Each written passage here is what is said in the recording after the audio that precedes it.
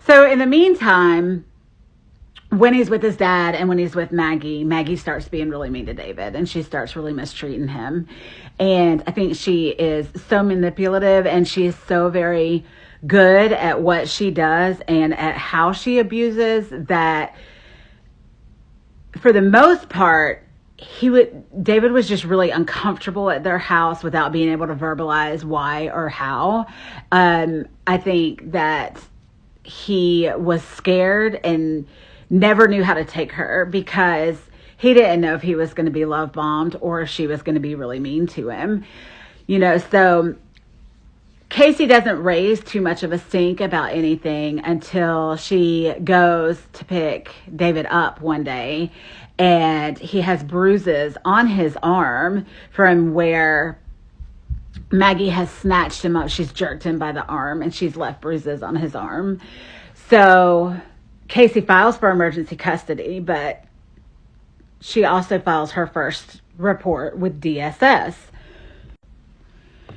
Emergency custody is denied, and DSS finds the claims to be unsubstantiated. So as it turns out, in order for DSS to find someone guilty of child abuse, the child has to be in danger of grave bodily injury. So like massive injuries, not just bruises on the arm or bruises to other parts of his body, as we'll get to, but they find it unsubstantiated, so that goes nowhere. But Maggie is so mean to him, and he's so upset. But he'll come home and he'll tell his mom about things that happened, and then beg her, like, you can't say anything, like, please don't mention this to her, like, I'm just going to get in trouble when I go over there. So Casey's hands are tied. She doesn't know what to do. She's called DSS. Nothing has come of it. He won't let her confront the dad or the stepmom, and there's nothing she can do there. So she's literally just stuck in this nightmare where she cannot help her son out. So something happens, and Maggie is yelling at David. He is crying. She grabs him by the neck because his dad is in the next room and she doesn't want him to overhear it. So she grabs him by the neck. She drags him into the bathroom. She's left marks on his neck. They were there when he got home to see his mom. Drags him into the bathroom. She's trying to get him to stop crying. So she's like shoving a washcloth into his eyes. Just like, dry it up. If you don't dry it up, I'll dry it up for you.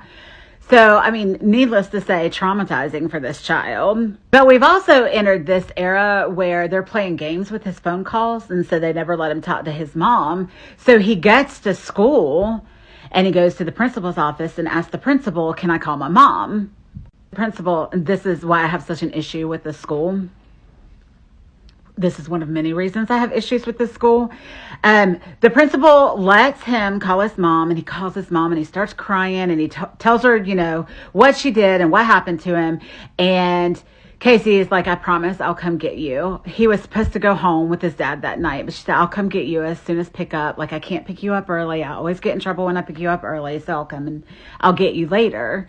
In the meantime, the principal calls Jim and tells Jim that Casey is planning on picking him up from school that day. And she knows it's his time, so he needs to come get his kid. Before pickup happens, Maggie comes to pick him up from school early and takes him home, where his punishment for telling on her was picking up dog poop in the backyard, barehanded. She made him pick up dog poop in the backyard barehanded as a punishment for telling on her. But they can't substantiate any claims of abuse.